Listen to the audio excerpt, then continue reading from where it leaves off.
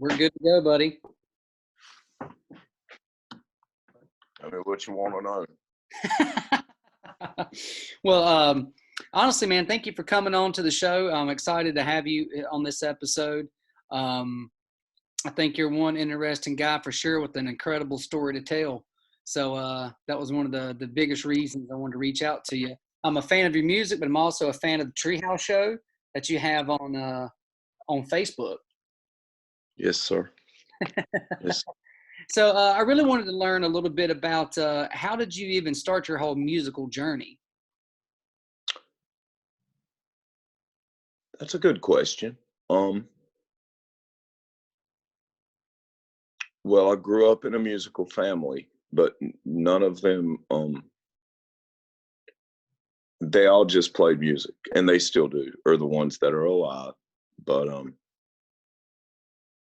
my mom's boyfriend bought me a guitar. My dad left a guitar when he left me when I was 3 or 5 or something like that. And my mom's boyfriend bought me a Yamaha guitar and taught me how to play reels and fiddle songs and whatnot. Mm-hmm. From like the shit that came over on the Mayflower, the shit that makes bluegrass sound like heavy metal, you know? Really? Yeah, I learned that way, and they made me learn it. So it took me until about like 17 or 18. And then I I asked for an electric guitar for Christmas. Maybe no, I wasn't 17 or 18. I was probably 14. Yeah, I was 14 because I left home at 15. And I tried to plug it into my stereo, Brandon. I tried to plug my electric guitar into the stereo thinking that the headphone outlet would work to make my guitar play.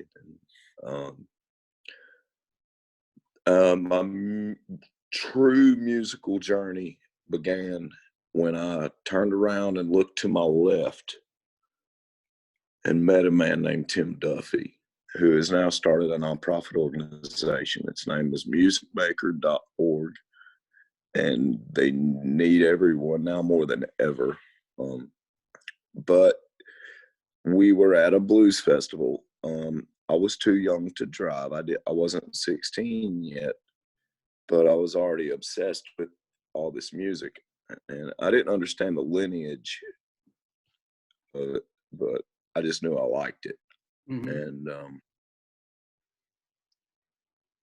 And he said, "Hey man, you want to go smoke a joint?" I was like, I guess. I mean, he had long hair. Back then, people with long hair seemed cool, so I went with him. He's a great guy. He's a beautiful gentleman and honest to his word. And then we got to talking because I said, like, this blues festival, it's amazing to see all these cats playing this music, Brandon. And I thought that all the bluesmen were dead. I was like, I felt very lucky to even get to see like the last of the bluesmen. It's like there's only a time on the planet, I mean, when you can learn music from a sharecropper's son, that there's a whole lot of stuff involved. But anyway, he told me, he said, "You want to meet a real blues man?" I said, "Well, hell yeah, I do. Why wouldn't I? I mean, duh, yes." I sought the music. And Tim Duffy, we exchanged phone numbers way before the internet. I was a little boy. I'm about 50 now. And I went and met him at a club. Details are fun. They had a milk jug.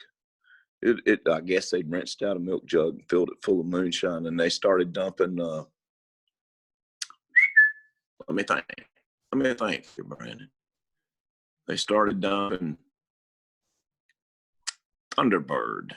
Thunderbird is the cheap wine in the hood, right? So they're dumping Thunderbird in this jug of wine, and we're all back back behind the club. And this was back when Tim had first met Guitar Gabriel and still brought everyone from the drink house. Like, there's a whole book about the drink house, booze, blues, and I don't know. There's a whole book about it. Emily Edwards wrote it, and I'm in there a little bit, but it's about drink houses. So Tim had received a grant from the United States government to go and document all these great blues musicians, and I happened to meet him. And then he took me over to the drink house, and I got to meet Guitar Gabriel in the element, not when he's in front of a microphone. You know, I mean, he's putting on a show, but he's doing it for shots of cheap vodka and a cigarette. You He's know, being real. Huh? You're getting the real version of him, not the in front of the microphone. Yes, sir. Yeah. It's And the authentic. only one there, it was back when the crack epidemic went on, and when you get out of the car, where Tim was taking me, the lighters looked like leaves in the fall. There were lighters everywhere. Yeah, everybody. Reagan had done the Contra thing. This was a long time ago, but yeah, you know, I mean, I met Guitar Gabriel, and he would look you dead in the eye. He'd look you dead in the eye, and or he could tell that I was listening or something. We had a special relationship, and through many links in the chain, I have gotten to where, yeah, the only thing that's important to me is music anymore. And so when you were there, what all did he teach you? Did he take you under his wing and teach you skills or life lessons, or what is it that he bestowed upon you? Let me tell you this. That's a good question. This gentleman I'm going to turn you on to, Pablo Menudo, I want you to ask questions like this to him. Okay. Let me tell you something. Like, I was scared of microphones. I wouldn't sing in a microphone. I wouldn't even. I didn't think I was going to be a musician. I was going to be a visual artist, and I was people said I was good at it, whatever. And what Gabe did was look me in the eye and dump his soul into me in a different way than sitting down and teaching me how to play music. The essence of him is what inspired me. Dude, that's some deep shit. Poured his soul into you. Wow. He pretty much does. He was a heavy cat. I suggest everyone look up Guitar Gabriel, Music Maker, Facebook.org, whatever you can find. Guitar Gabriel. Look for the videos. He learned from Lightning Hopkins. Lightning Hopkins learned from Lance Lipscomb. This is genuine, the evolution of rock and roll right in front of us. We happen to live, Brandon, in a very rich musical heritage in where we live. There's a bunch of heavy cats that come from here, around here. Pink Anderson, come on. You ever heard of Gary Davis? Yeah. You know, And tell folks who are listening and who aren't sure where you're actually located currently. I live in the Piedmont, North Carolina of the United States. It's in not the southern tip of the United States, but yeah, Piedmont, North Carolina. It's the middle. It's the Piedmont blues. It's a whole different thing. You know, they say Mississippi blues, New Orleans blues, Memphis blues, Chicago blues. This is Piedmont blues. That's something that I didn't choose to do. I guess it just happened to me, and now I'm getting pretty good at it, dude. Well, I've never actually heard of Piedmont blues. Could you describe what's the difference between, say, Piedmont blues? I mean, everyone's heard like the Mississippi blues and the New Orleans blues, Memphis. What's the difference? What's the biggest difference? All right. Well, to my understanding, and if I'm wrong, I will freely admit it. But to my understanding, Brandon, Boy, you've cornered me here. Hang on now. Piedmont blues, huh? I said, no, you're good. Go ahead, take your time. Yeah. Piedmont blues. Okay, we got Mississippi. You know the Delta. You know what the Delta is, right? Yes, sir. That's where the Mississippi River runs down, and then all the silt makes the land very fertile. Okay. They drug a lot of slaves out of Haiti and Africa and everywhere, and drug them into the mouth of the Mississippi River, which is the Gulf of Mexico. Mm-hmm. And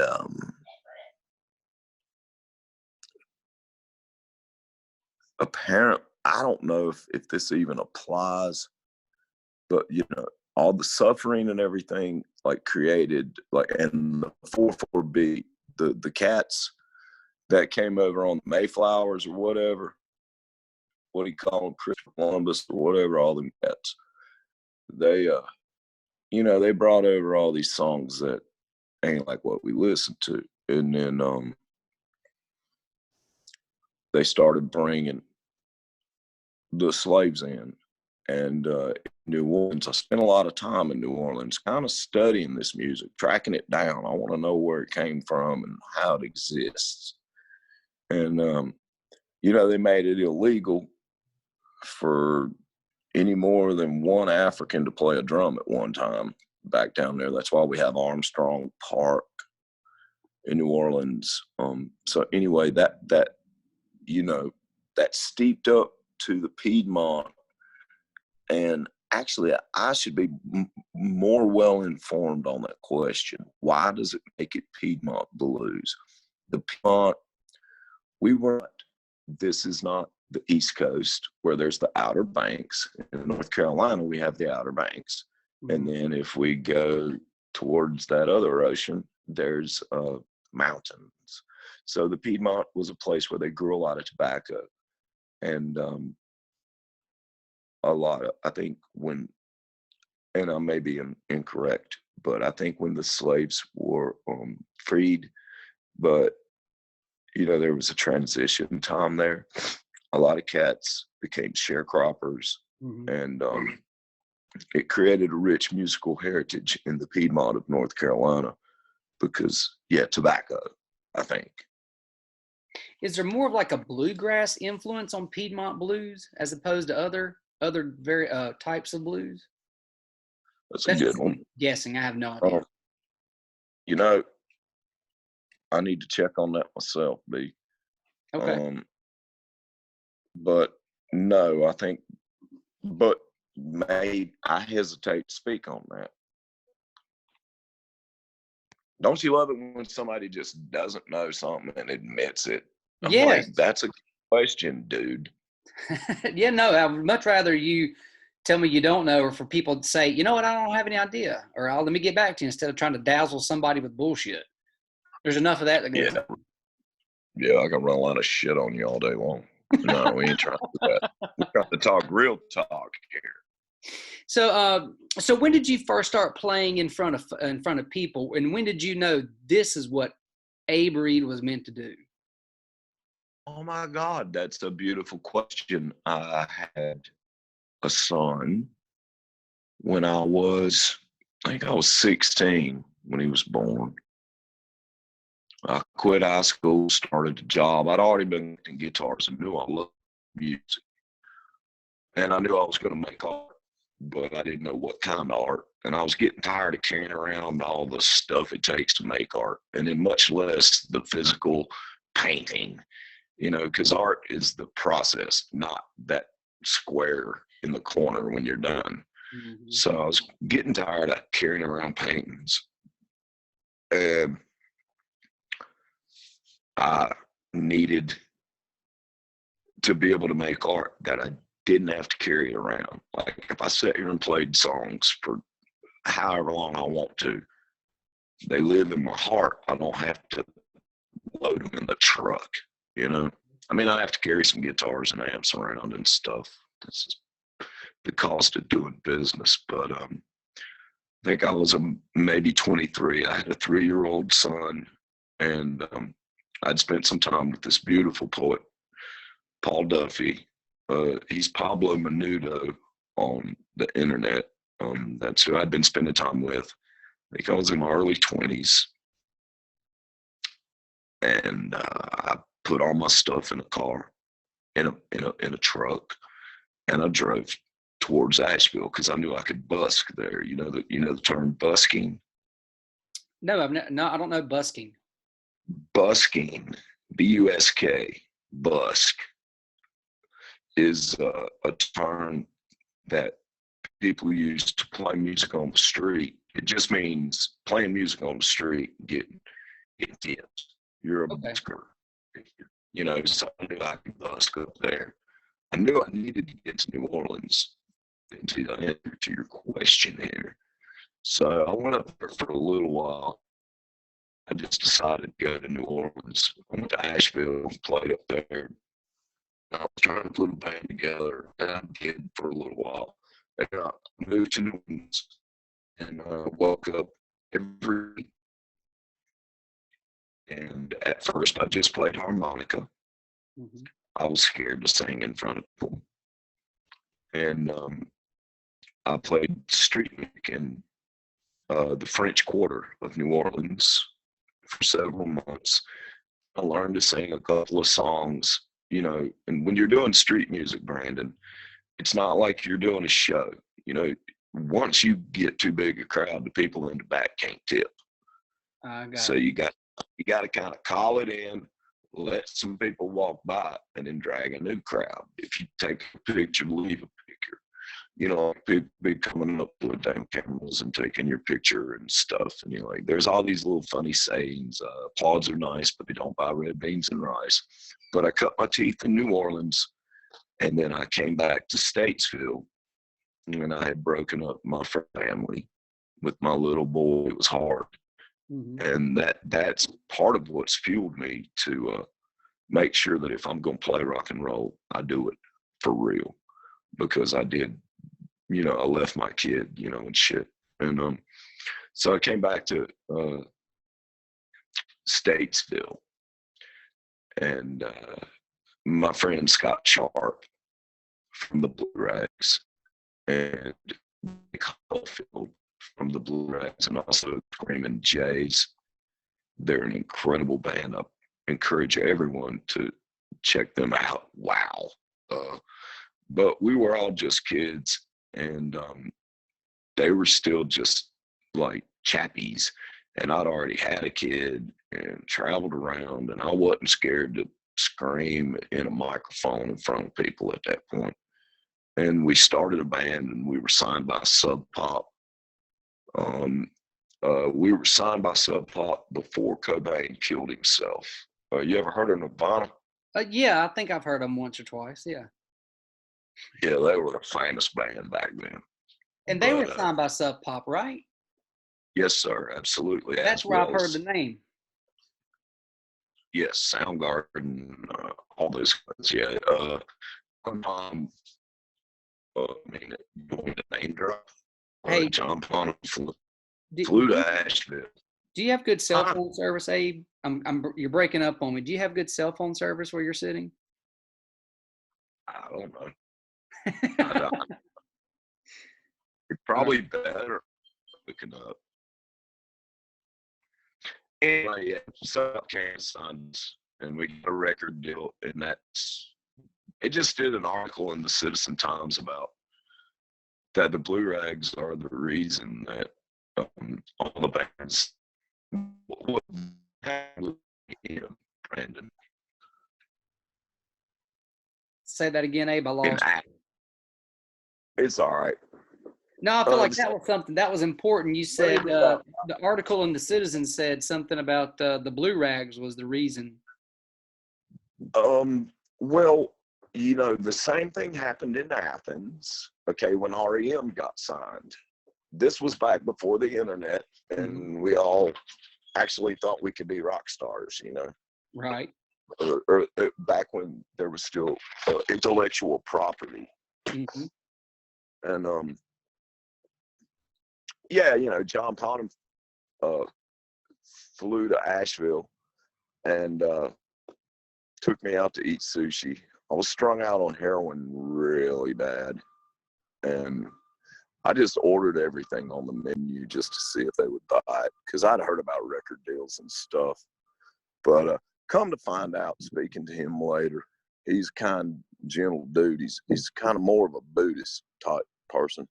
Mm-hmm. And I remember we'd already signed the contract, and Kurt blown his head off, Oh.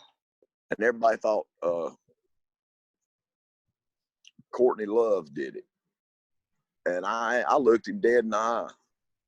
I asked him, because he knew Kurt Cobain. I mean, I'm like, do you think she did it?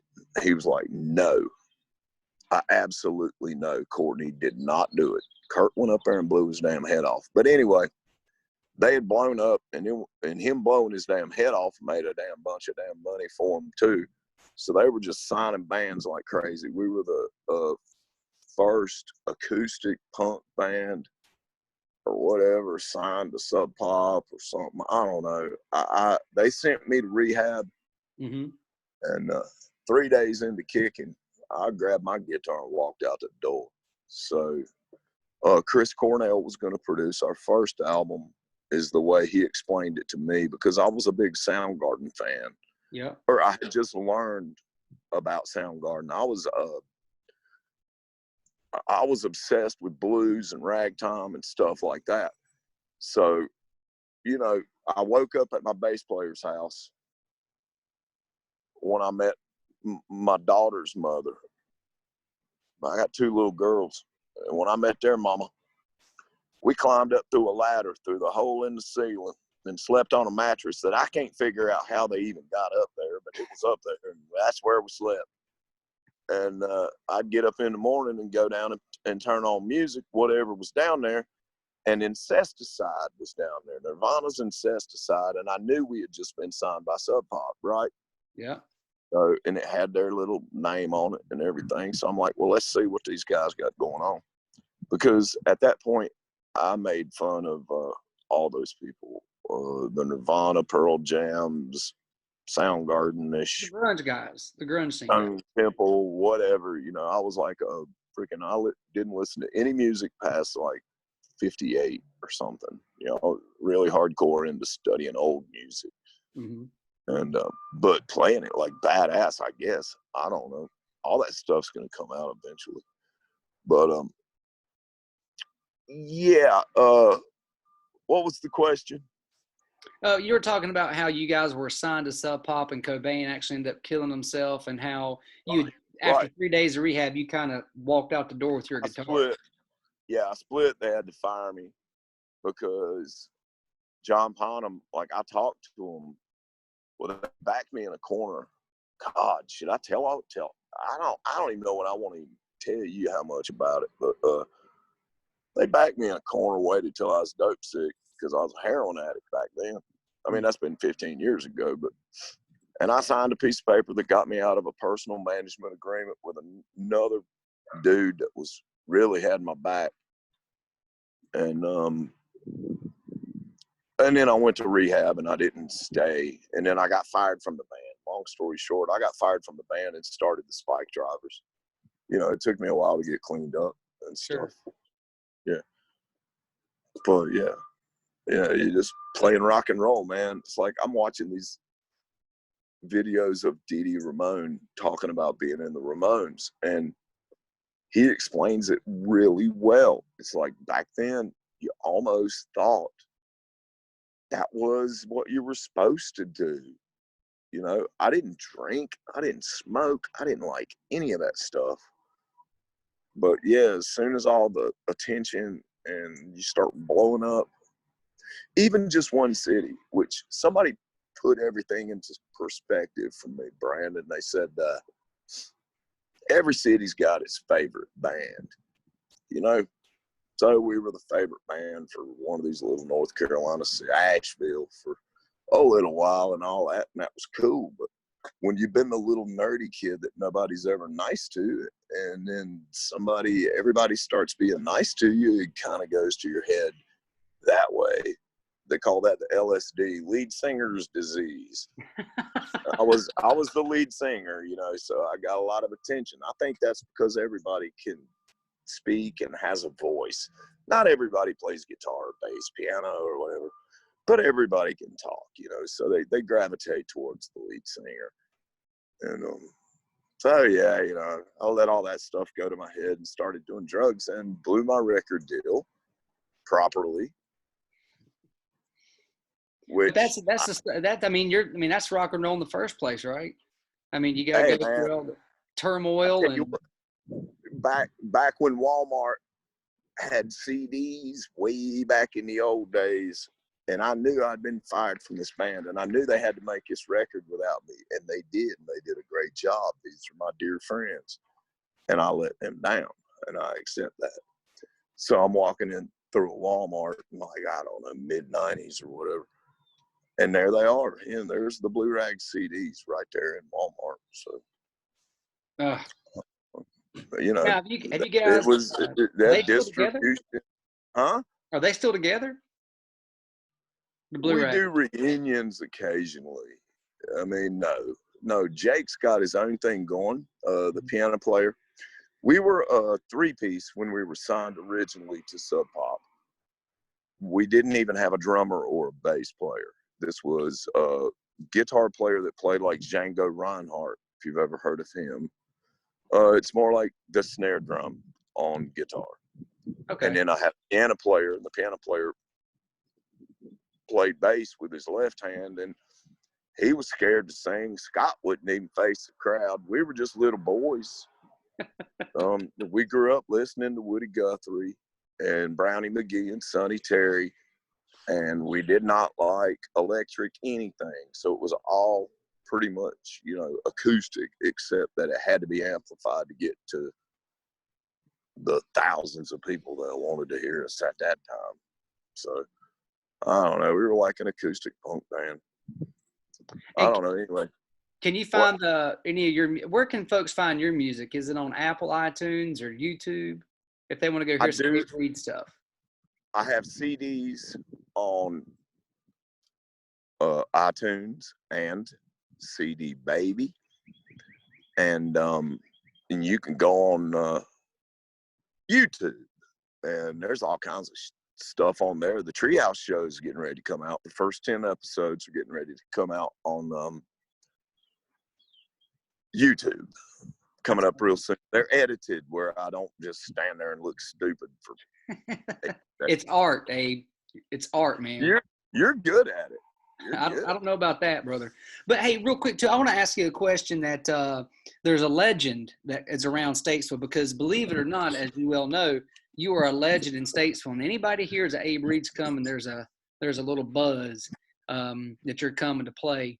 But can you confirm that you won an international bluegrass competition in Memphis with a borrowed guitar? You're confused.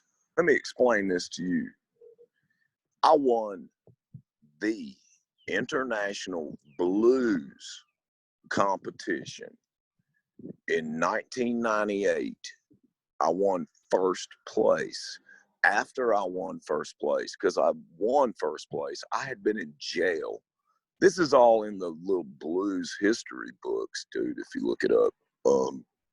I won first place on a borrowed guitar. I had just gotten out of jail. I didn't even have a guitar. I borrowed a guitar. I went down to Ziggy's back when Ziggy's was Ziggy's. That was a great place. And I won first place for North Carolina, right? So when you win first place for North Carolina, they send you to Memphis. I'm like, shit, free ticket to Memphis. They gonna put me in a motel room. I'm gonna chill out. I didn't expect to win that thing, man. When I walked in there, people were dressed in God sequins and all dressed alike with horn sections and backup singers. This was when the whole thing was one competition, and I'm solo. And somehow, I mean, you live there for like 4 days and just keep knocking them down. Well, I was so full of emotion, it was simple for me to portray that emotion. That's your job if you're a musician, is to convey the emotion. And man, I just kept knocking them down, and I found myself at the Orpheum on the big stage with all the judges, the famous people that are judging me, and I didn't know who they were. You know, I mean, they're famous. I don't know. You can Google it. Mm-hmm. But I went in there and I knocked them out, Brandon. I went in there and I knocked them down, and then I listened. I waited till the end. I figured there's no way they're going to let a solo act win this damn thing, right? Right. Because all these other people worked so hard to get their act down, so slick. And I broke a string right in the middle. You got 8 minutes, and you're timed on how you use your time, or you're graded on how you use your time in between the songs. So I broke a string at the beginning.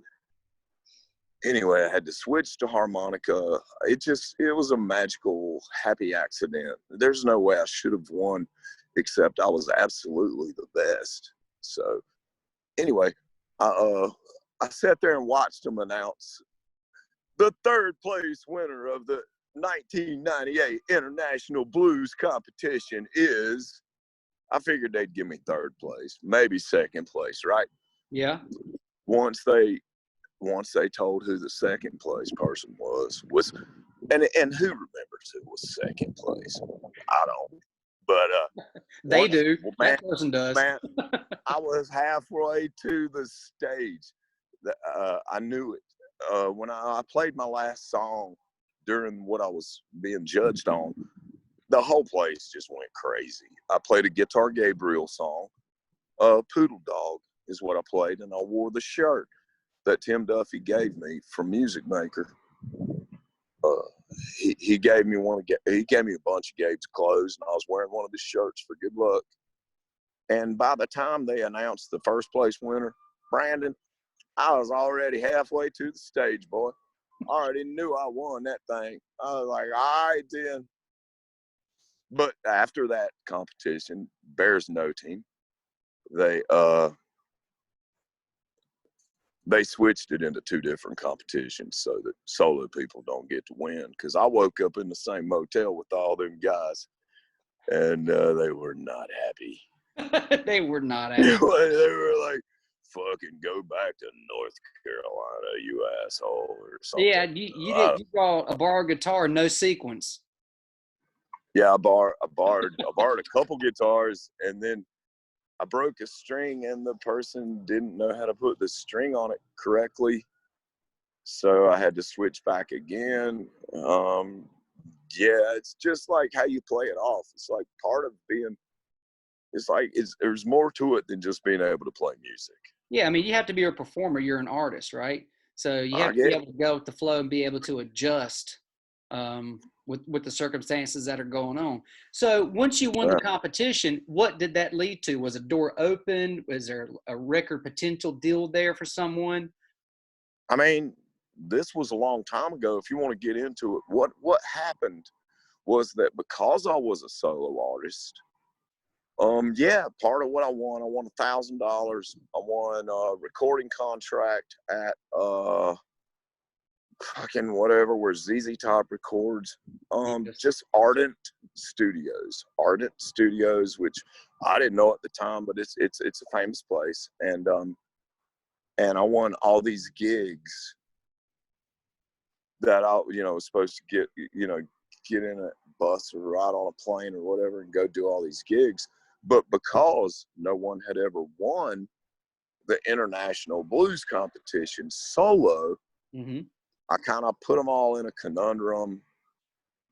And, they didn't have cell phones back then. I just kind of laid in the cut. I did a few of those gigs. I got my 1,000 CDs. I used my time at Ardent to make a CD called Basically Dumb. It's on CD Baby. Mm-hmm. And iTunes. Basically Dumb. I don't know. It's got some of the stuff like I play, and then some of the stuff like I thought people would want to hear. So, I wrote a lot of the songs on the way to the studio on that one. But yeah, nothing really came of it except it's something they can write under my name. Right. Now you said that who taught you how to play the harmonica? Are you self-taught or did someone teach you? Well, that's a good question too. I hadn't really thought about that, but I can answer it. Listen, all right. So my friend Scott Sharp and I started a band in hell, I don't know, whatever, way back, early '90s, called the Blue Rags. Once it got signed to Sub Pop. All right. So he and I, when we first met, I had a little boy. I think I was 17 years old and had a 3-month-old son. Mm. And he and I met, and he played music, and he turned me on to Woody Guthrie. So Woody Guthrie, Brownie McGee, and Sonny Terry, and we would go to the Iredell County Public Library, Iredell County, North Carolina Public Library, and rent these albums or check the albums out, go home and listen to them like our life depended on it. And he, at that point in time, he played guitar and harmonica, and I played guitar and harmonica. But he was a better guitar player. I was a better harmonica player. And then I just quit playing guitar, and he started playing harmonica. Vice versa. Mm-hmm. I quit playing guitar and started playing harmonica, and we just that's no one taught me. I'll tell you the truth. If you want to trace it all the way back to the tendril, my mom's boyfriend, Tim Bridges, just showed me how harmonicas work. If you get the right key, the right guitar, and he just did like a ha ha ha. This is all it takes. And then I understood, because if you understand just a couple little tricks, you can't do anything wrong. That's why there's a lot of bad harmonica players. hey, Brandon, I'll tell you segue here. Segue, brother. I just found out, I just spoke to a gentleman, a true American poet, Dave McGrew. I would like to turn you on to him. Let's do it. As well. But he told me, like, we made an album together so far back, I don't even remember, but I know Taj Mahal was there. We were there to make another album. And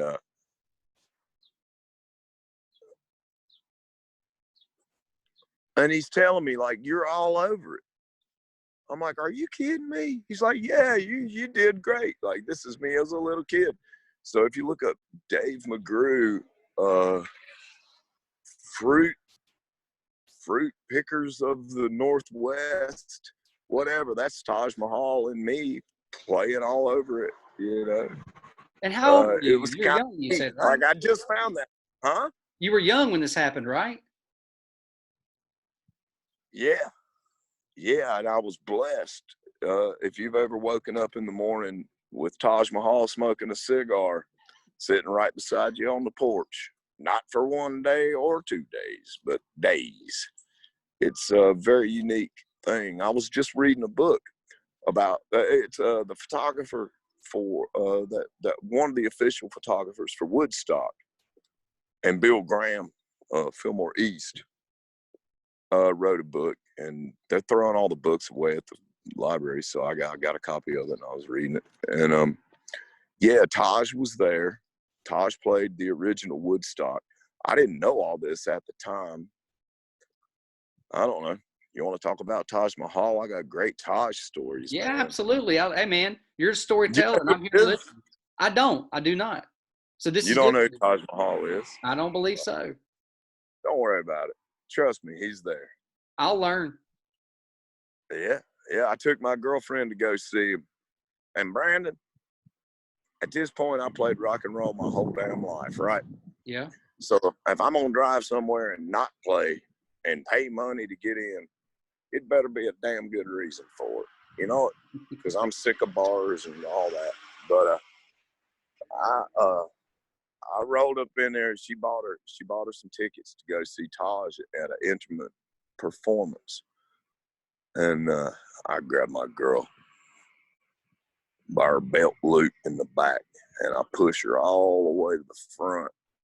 All these yuppies sitting around, been waiting there for hours.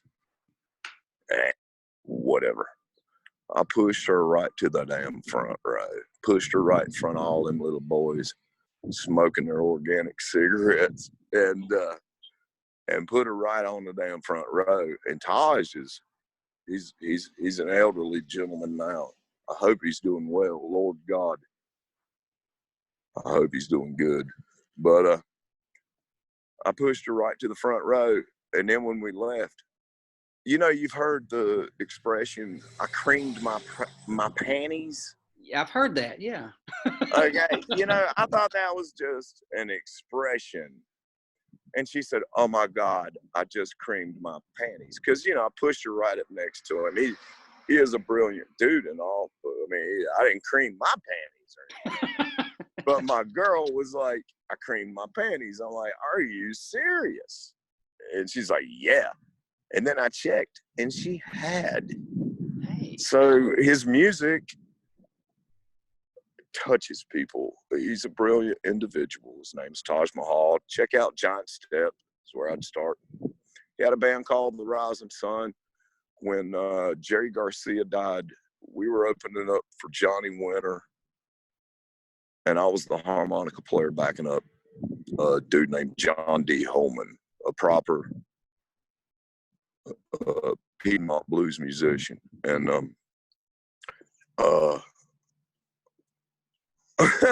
so I'd worked with Taj for several days. We'd made a couple albums. I just found another album we made together that I can't even.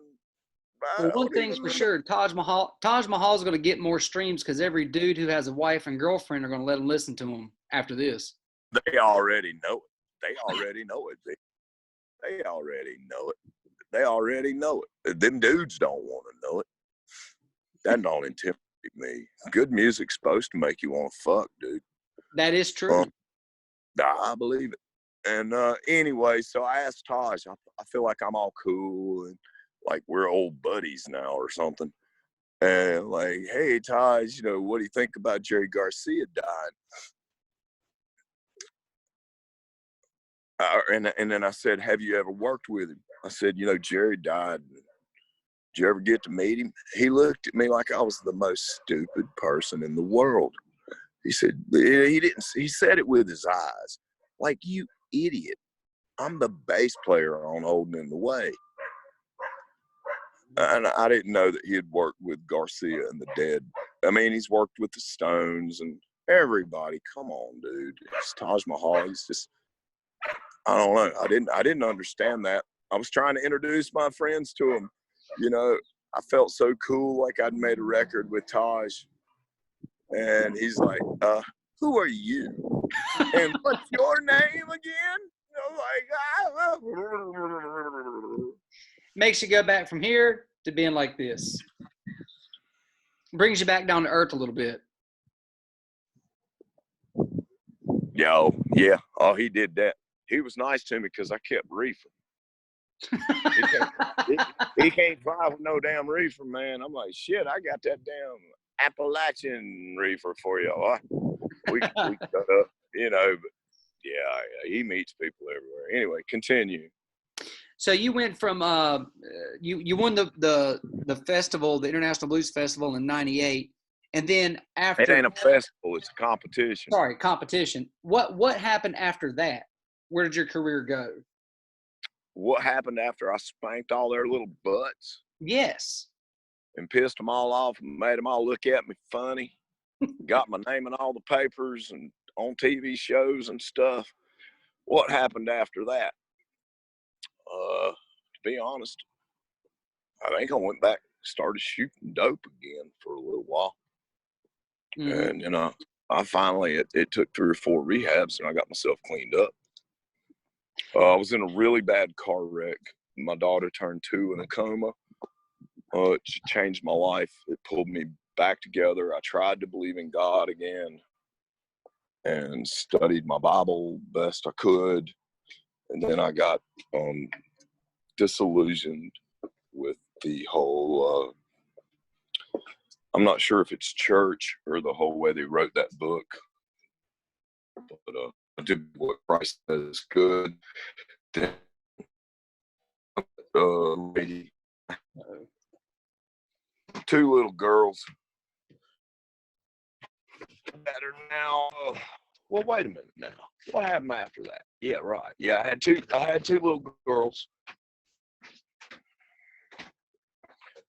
and Abe, started. Well, we I was lost married service for again.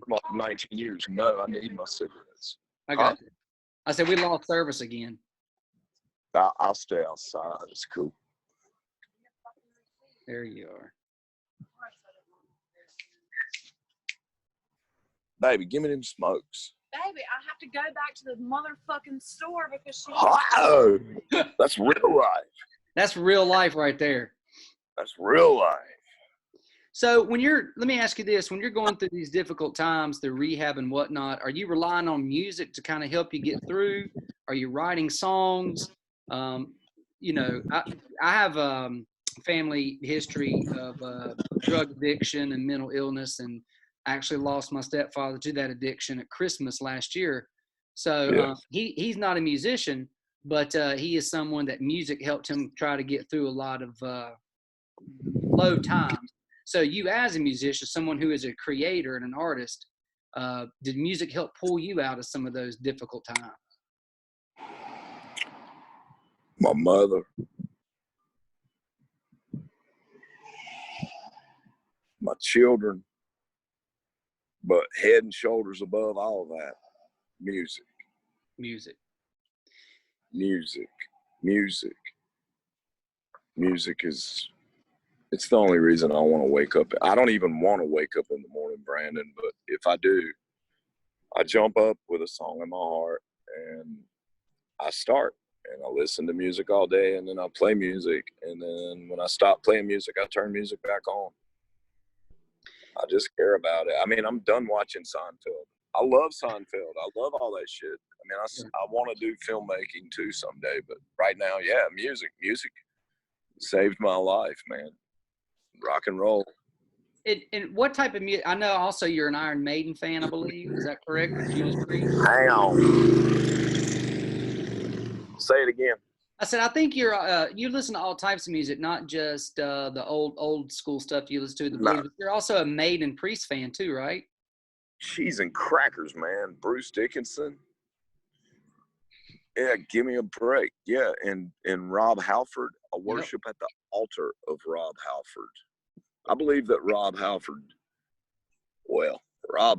didn't, and neither did Bruce Dickinson. Poor examples, but right now I'm studying the Ramones. My son loved the Ramones, and they've just always eluded me. I didn't get the attraction, but now that I'm an all grown up, could have been a rock and roller dude. I'm really studying the Ramones, and I believe that Dee Dee Ramone died on the rock and roll cross so that we could all be forgiven in a shape or form. And like I said, I'm reading this book about this photographer from the Woodstock show thing, which we're all done with Woodstock. We don't need to read about it anymore. I just thought it was interesting. We found this old book. And a lot of those cats also died so that we could have this rock and roll that we listen to now. You know, I was listening to a podcast just yesterday, and they were talking about the Ramones on this podcast, and they said if someone wanted to learn, if there was a rock and roll band that you could play their music the easiest, who would it be? And they said it would be the Ramones. Their songs are simple, just tuned up or tuned down or whatnot, but they're not difficult songs to play. You agree or disagree? I completely agree, but I think that's why they're going to be the hardest to play. Ah, okay. The simplest thing is the hardest. For a lot of these cats that want to sit around and watch YouTube and learn shit on, damn, here comes a truck, man. Real life. Hang on. Rock and roll, brother. Yeah, what that statement is the reason why the Ramones are show me somebody that can do it. I can see people influenced by the Ramones, but no one that just go back and watch 1977 Rainbow Room. Check that out, and then watch the US Festival in 1982. That's when they had to switch drummers, and the mic goes out, and these guys are a unit. And it doesn't matter that they're singing about holding hands with their girlfriends. It's not the most risque thing you've ever heard of, and it's not complicated, but I think that's what makes it complicated, man. And I've watched a lot of cats that, like a lot of talented cats, because I've been in bands my whole life, and I have to hire and fire and all that shit. I don't really have a proper band anymore. I just kind of hire them in whatever town I'm in. And, like the hardest thing for these guys that work and study to learn how to do it, the hardest thing for them to do is the thing that all you have to do is just let it be it. Let it be it. That's sometimes the most difficult thing in life, just in life, to do, is let it be it. Good point. Good point. Good point. Good point. Yes. You and I spoke the other day. I want to go back a little bit about Pablo Menudo, that you were supposed to fly to Texas, I believe, and perform with him last month or this month or something, but that was canceled, right? Yeah. Yes, sir. It was canceled. Well, like, everybody begged me not to get on an airplane. Already paid for the ticket, to be honest, and they won't give me the money back, so I'm still going. But I wasn't going to perform with him, Brandon. I was going to study under him. He's a genius. He's one of the greatest American poets alive in America today. I'll stand behind that statement. And then I have number two close behind. And there's other people think that Dave McGrew is a better poet. I don't know. I'm just going to go study under the masters, man. That's how I learn. And once you go study under them, you're going to go meet them, study under them, and then I already know it. So you're going to go study under them, but obviously that's going to come back, and you're going to tie that into some future music, I would imagine, and how it's going to influence you. At this point, Brandon, there's no monetary or intellectual property attached to music anymore, unless the virtual tip jar goes off or whatever, But it's like, anybody that's doing this is doing it because they have to. So I hope that the highest currency that I can achieve is to influence another individual to go forth and carry on this music thing, whatever. Nobody listens to it anymore anyway, do they? It's very seldom. And a lot of the stuff we listen to today is not, it's crap, to be honest. Well, I mean, I try to have a good attitude about all of it and find something I like about everything. I mean, God, I'm listening to the Ramones, come on. Yeah, but they're an iconic rock band that's going to stand the test of time, unlike some of the stuff. I mean, they really have. I mean, like, I get it. My son loves them, and I wanted to understand what he loved about them. I just had a grandson, Brandon. Congratulations. Yeah, he turned 4 days old, 9 o'clock this morning, dude. I'll be damned.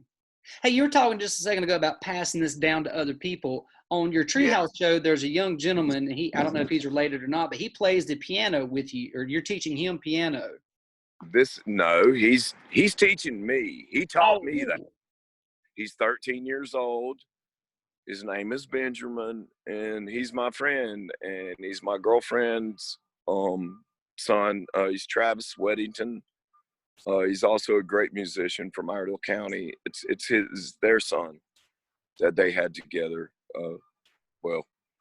13 years ago, but I've been kicking it with him since he was 9, and we play music. I love the heart of a child.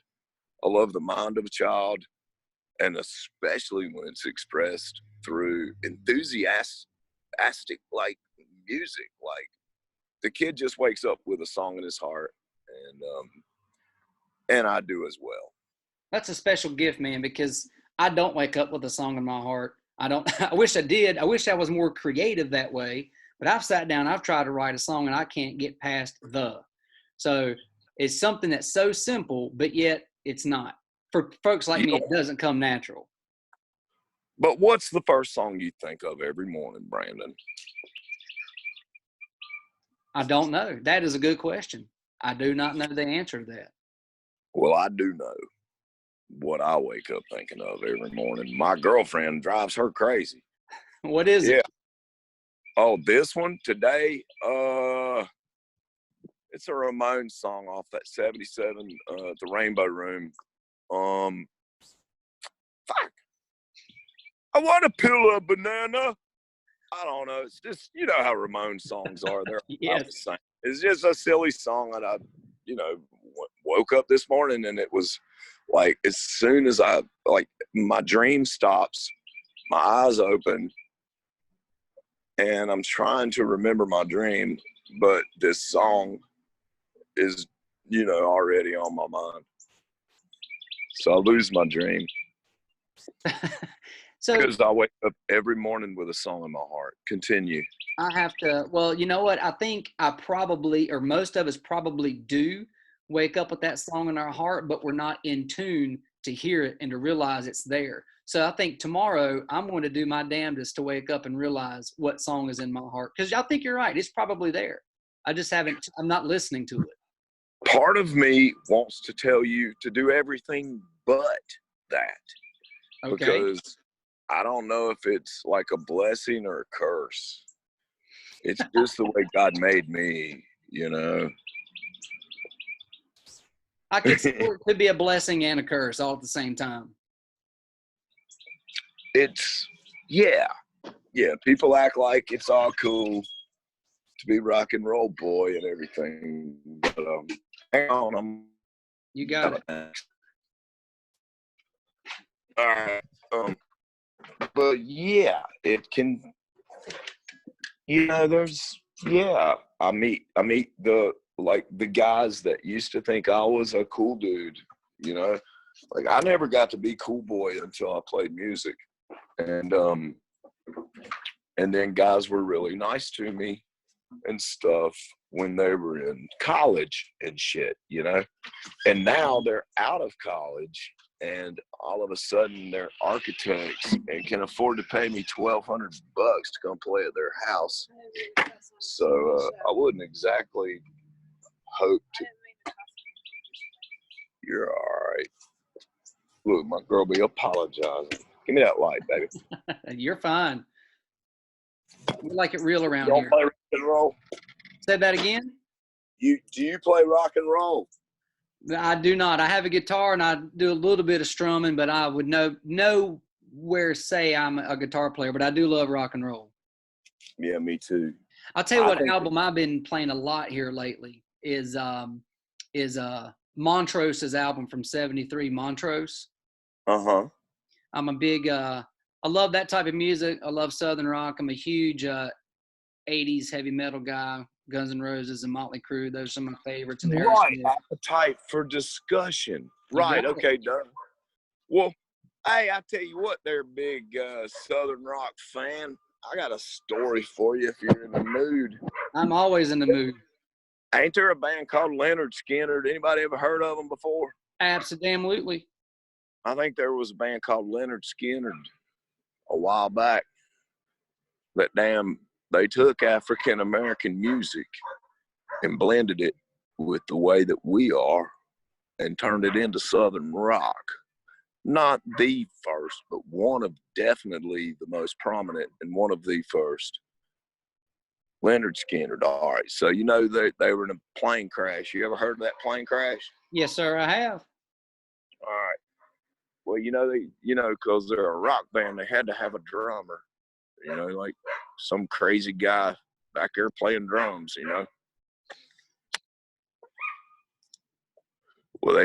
Well, I happen to be friends with one of those guys, and I don't I don't say this lightly, man, at all. And I'm not name dropping. This is real talk. Well, I've known him for a while, and we found ourselves working together for a few days. And he'd get up in the morning, and he knew I cared about music, and I was trying to understand, because when you listen to the kind of music I do, you kind of be shunning. I'm still like, don't like the Allman Brothers, but Yep. you know, like Leonard Skinner, you know, I don't know. I knew I was going to be working with this guy, so the label went out and bought me all his CDs. And they're, you know, Ronnie Van Zant actually is who I was studying on. This was, you know, like maybe 8 years ago, and so I get stuck for 3 or 4 days with Artemis Pyle. You ever heard that name? Artemis Pyle. No, not off the top of my head. Artemis Pyle. He's the guy that went down. He's the drummer, and he went down. He went down in the plane with them. I mean, they bought their own airplane. They'd finally made enough money. A bunch of them goofy guys like us finally get going good enough to where they can buy their own 747 or whatever. And, you know, they know it's going down. They could tell it was bad. And they knew it was going down. They were almost home. You should hear him tell the story. I'll give you his number. I'll ask him permission to give you his number. Hang on. Sure. But you know, you should really hear it. Like if you love Southern rock, truly love Southern rock, Artemis was there. He's the one that he said as soon as I became conscious, I could tell Ronnie was dead. He's like, I was in Vietnam. I knew there was no point trying to help Ronnie. Ronnie was dead. He told me that when they knew the plane was going down, when everybody else was going to the back of the plane, Ronnie Van Zant went and sat on the front and wouldn't put his seatbelt on. And that's just what he told me. And he argues with me about it. If he says something about it, then I will stand corrected. But the way I understand it, Ronnie Van Zant just sat right in the front of the plane and said, ha, ha, ha. The trees are hitting the wings as it's slamming into the marsh.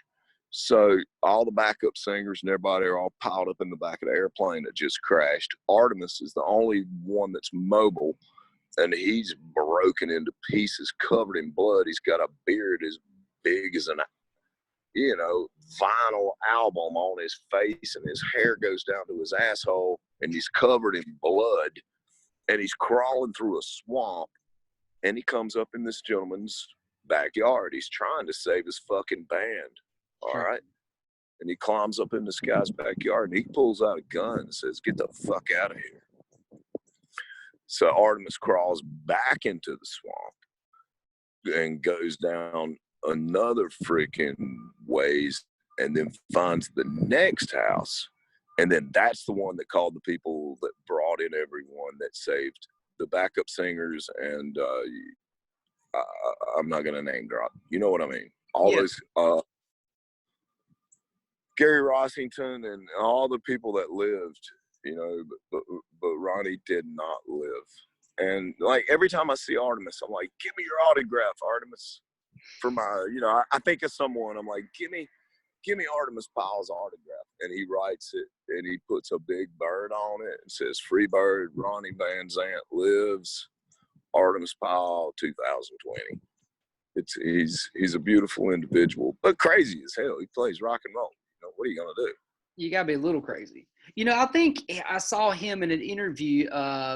It was either on CMT or A&E or something like that. There's about a 3-hour documentary. Where they do what now? Check him out on Howard Stern. He'll give you the whole story. It's like, yeah. But yeah, he's on there. He's on the Behind the Music.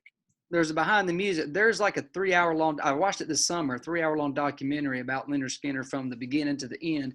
And I think a lot of people wouldn't know what a perfectionist Ronnie Van Zant was and how disciplined he was in his craft and made those guys practice and not miss a note, to where other bands are a little bit more sloppy. This was his passion. How many rock and roll bands you ever fronted? Exactly 0. You have to. I've gone back and studied. Because I didn't want to grow up being like, I love Leonard Skinner, because it was everywhere when I grew up. I grew up in North Carolina. So, I loved different kinds of music. But once I understood the story and I started to understand the lineage between blues and Leonard Skinner, Mm-hmm. I started watching like the old Gray Whistle Test and stuff. And yes, Vonnie Ranzan, Ronnie Van Zant, he pushes them to the front of the stage. Those people are a lot younger than him. That's one thing Artemis shared with me, was that he was older than Ronnie. It was the first time the other drummer quit after about 3 albums. It was too much for him. That's right. So they hired Artemis. And if you go back and look at Give Me Back My Bullets, you can see where he scraped his boot in the dirt right before they took the picture, and wrote CDB, which he named his kid Charlie Daniels Band. Or he named his kid Charlie Daniels Pile. But CDB's written in the dirt. There's all kinds of little things he can show you about album covers and stuff. But I don't know. Anyway, I lost my point. It's all right. It was interesting though. It was something. Artemis, God, we could talk about Artemis all day. Continue. Move forward, friend. Move forward. So today your music is you performing in venues is on pause until the coronavirus thing has worked its way through. But do you have a new album that you're working on, or are you consistently working on new material? It's both. Yeah, both. Yeah, there's new material, but right now I just play whatever I feel like playing, And I want to ask you too, how did the Treehouse come about? Well, I fixed a porch for this little girl I fell in love with in Mooresville. She got a little boy. He was 9 years old. He's 13 now. And I fixed their porch, and I tore their old porch off. And I know correct English. My mother's a teacher. But I tore their porch off, and I used the old wood to build a treehouse, and it made us all become closer building it together. Mm-hmm. And then once you get up there, it just feels good. It makes I can smell and taste the way it felt to be a child. And so you've just expanded on that, and you have your kind of Facebook videos that you do about the Treehouse show. And it could be anything. Yep. You can be going to the store to talk to somebody, or on the side of the road playing music for a lady wearing a mask. Yes, sir. Or you might be in the Treehouse. Yeah. I mean, I need to check in with the Treehouse, but I haven't been there in a while. But yes, it's all the Treehouse show. They're all coming out on YouTube here soon. When it comes out, let me know, because I'll put a link on this podcast plus the YouTube channel, how people can listen to your music, purchase your music, how to find you on Facebook, but also we'll put a link to the YouTube channel later when it's available to get to the Treehouse show. I would appreciate that. Of course, man. Would you be willing to play us a song? Yeah, I got one. Whenever you're ready, give it hell, Dale. Hang on. This ain't rocket science for me. This is the one thing I can do. I am an old woman named after my mother. My old man is another child grown old.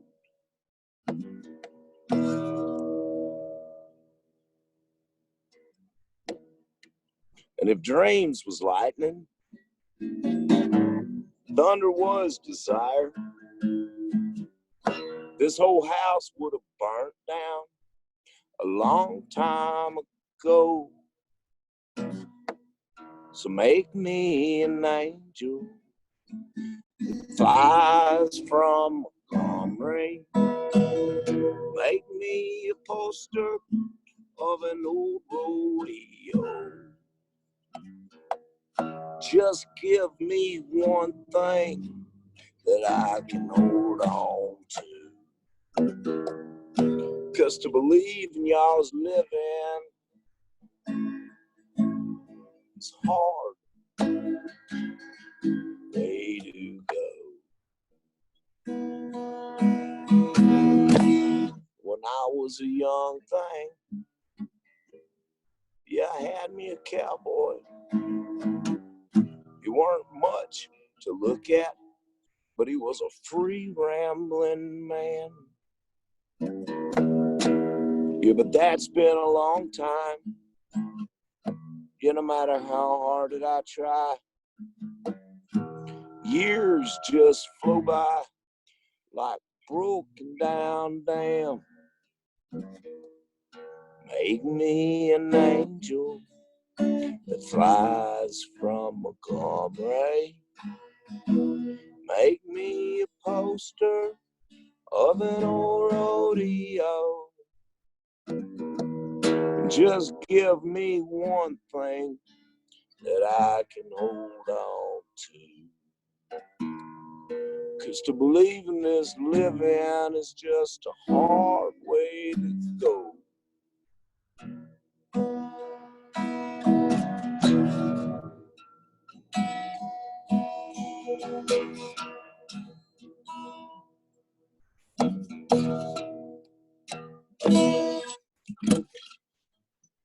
There's flies in the kitchen.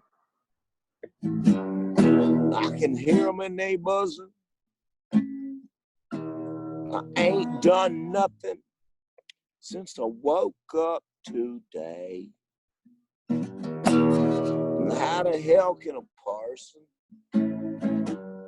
go to work every morning, coming home in the evening, and have nothing to say?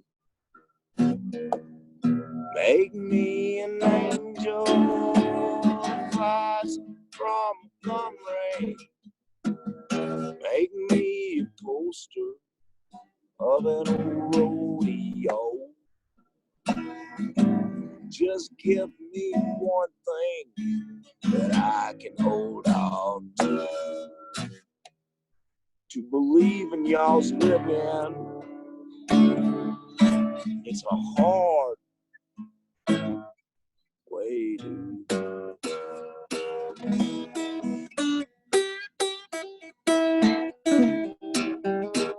It's a hard way to go, baby. Thank you, man. I enjoyed it. Yeah. Great interview, man. I love you. Thank you, buddy. Abe, I enjoyed it. And I did want to share a quick little story with you that I'd said something to you yesterday. I was probably going to blow your mind a little bit, but I actually know your dad. Okay. Yeah. Right. Okay. So I met him, two stories. I met him young, many, many years ago when I was a young little boy. If you remember a place called James's Grill.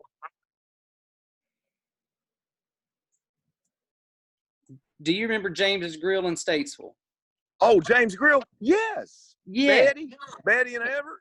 That's it. I do. All right. So my great grandpa used to walk down Deaton Street to James's Grill, and he might have one too many beers, and he would leave his crutch at the bar, and your daddy would walk my grandpa's crutch back up to his house because he'd forget it. That was number one. Number two, you still there? I lost you. I'm back. All right. I went to nursing school with your dad. Okay. And he and I worked together for many, many years in the ER. And I'll never forget, I was 27 years old. I was living alone. And your dad looked at me and he goes, "Brandon, have you put your Christmas tree up yet?" It was Christmas time. And I said, "Nah." I said, "No, John, I ain't going to put a tree up." He said, "What do you mean?" And I said, "I'm by myself. I don't need a tree." And he said, "Let me tell you something. Everybody deserves a Christmas tree." So the next day I come into work and he had me one of those little small fiber optic Christmas trees. Yeah. And he said, this year you got a tree. And remember, everybody deserves a Christmas tree. So from then on, regardless of what's going on, I always have a Christmas tree, thanks to Johnny Reid. My daddy did that. You know, your daddy did that. He used to be such a bad motor scooter. I love hearing stories like that about him. That's cool. All right. Well, good. Yeah, he's an interesting individual. Yeah, and I'm half him. Yeah, well, so I'm working all that out. Well, he is an interesting guy, but I sure did enjoy work with him and going to school, and he's a good-hearted fella. Abe, I appreciate it, sir. I'm going to tell everybody to come check you out, your music. Check him out at abereid.com. Hopefully when all this virus stuff is lifted, go see Abe at a venue near you. Check him out. Always help support local artists. I'd also like to thank States Vegas Clothing Company for your sponsorship, Hunk of Junk Hauling, one call removes it all, Integrity Securities, and Casey Tate at Farm Bureau Insurance. Thanks, Abe. God bless you, babe. See you, buddy. Bye.